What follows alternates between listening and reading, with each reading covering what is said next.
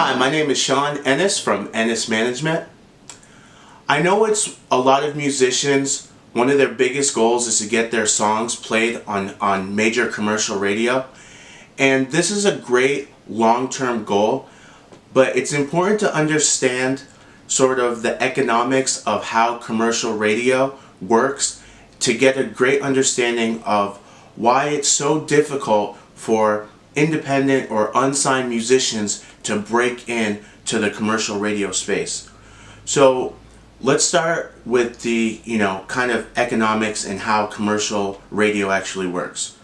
So commercial radio is based on the radio stations selling advertising space to different companies, so that the different advertisers, they want to pay for a slot that is going to reach the most amount of listeners.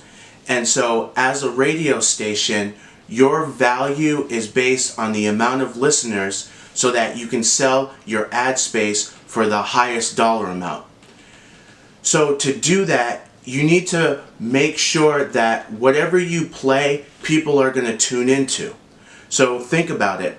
If you have the top artists in the world that are selling the most records, doing the biggest tours around the world, if you have the option to play their music or an up and coming unproven act a shot based on companies wanting to pay for the highest rated airtime, it's really a no-brainer. You're always going to pick that proven headline artist that already has an audience and already has a fan base, because it's less about the music and more about selling that ad space and generating that ad revenue.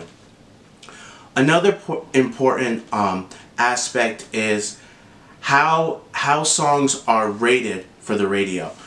Most radio stations use a survey. So they test songs in a focus group and have the participants rate the song.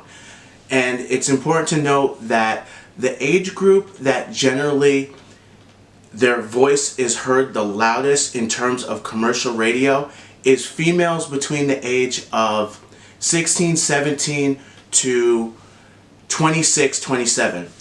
And if you think about that and then you look at, okay, who are the artists that are played the most on commercial radio, you'll begin to understand why it's artists like Justin Bieber, Chris Brown, Katy Perry, Beyonce, people that generally make music that is targeted to that age group. That's why early on in the 80s, 90s, a lot of hip-hop artists, when they were pushing their single, they would always tap an R&B artist to collaborate with them to make that song more easily digestible for radio.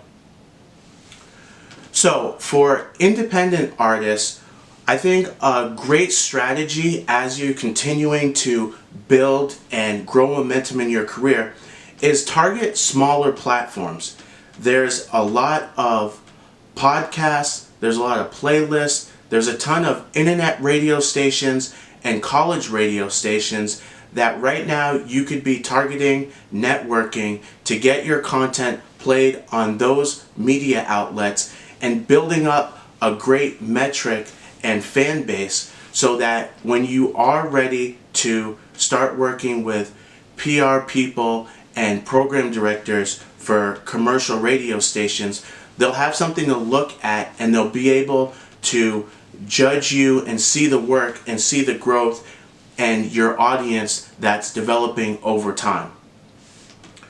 So hopefully that information was useful, and that's my advice on how up-and-coming and independent artists can start working towards their long-term goal of getting their song on commercial radio. My name is Sean Ennis from Ennis Management, empowering musicians through education.